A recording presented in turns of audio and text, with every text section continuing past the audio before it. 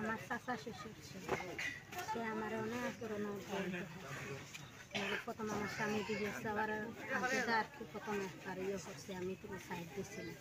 পরে আবার আমার স্বামী বিদেশ যাওয়া পরে আমার বহুত ধরনের আর কি সমস্যা দেখাইছে, এমনি হেমনে বয় দেখাইছে, আমি রাজি হয়েছিল।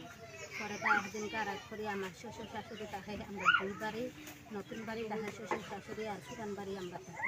কারণ আমি আমার বাচ্চা লইয়া দুটা লইয়া আমি ঘুরতে ঘুমাই গেছি, আর দরজা খোলা আসছিল আর কি, আমরা ঘুমাই গেছি যে আর মনে নাই দরজা লাগানো। আমার শ্বশুরে দরজা খুললা গিয়ে হামাইয়া আমার লোক এই অবস্থা করছে। কোন শ্বশুর? কে শ্বশুরের নাম? শ্বশুর আব্দুল জলিল।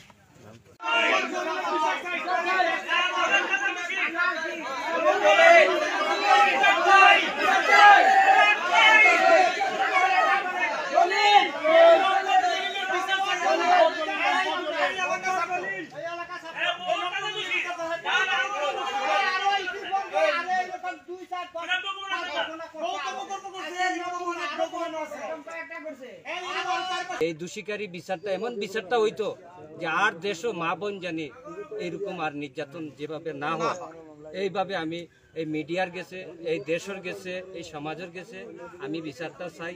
আমার এই মেয়ের পক্ষে আমি উকিল হয়েছি।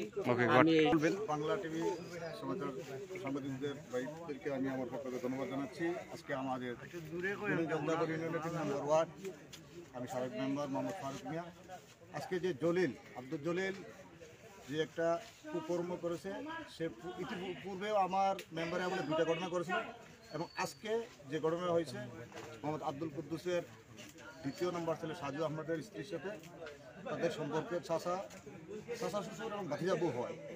তো আমরা মেয়ের জবানবন্দিতে শুনছি যে তার নাকি জোরপূর্বক দর্শন করেছে এবং পূর্বে 2টা সন্তান নষ্ট করেছে, এবং ইতিমুহূর্তে যেটা আছে তার অন্তঃসত্ত্বা 8 মাস প্রায় আমরা মজলিস থেকে শুনতে পারলাম। এবং আমি সাবেক মেম্বার এবং অত্র মহল্লার সবারই একই কথা যে এই আব্দুল জলিল দীর্ঘ তার যে কুকর্মে লিপ্ত ছিল কয়েকটি বার, তার আইনি প্রক্রিয়া নিয়ে উপযুক্ত শাস্তি প্রদান করা হোক এবং ওই মেয়েটার ভবিষ্যৎবাণী যেন হয়, এটা আমরা সমাজবাসী সবাই আশাবাদী। প্রশ্ন আছে, যদি বাচ্চা ধর্ষণ করে তাহলে আবার জোরপূর্বক কিভাবে ধর্ষণ করলো? ওটা মেয়ের জবানবন্দিতে আমরা শুনতে পারছি যে মেয়েটাকে নাকি ভয়ভীত অনেক কিছু দেখাইছে, তারপর আমরা আজকে তার মুখ থেকে জবানবন্দিতে শুনলাম। পরে যে বাস্তবে আমরা দেখলাম যে আসলে সে 8 মাসের অন্তঃসত্ত্বা।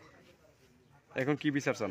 এখন তার আমরা উপযুক্ত আইনি প্রক্রিয়া অনুযায়ী তার সুষ্ঠু বিচার চাই, এবং অদূর ভবিষ্যতের জন্য আমাদের এই গ্রাম মহল্লা প্রতিবেশীতে এই ধরনের কোনো ঘটনা কেউ করতে সাহস না পায়, তার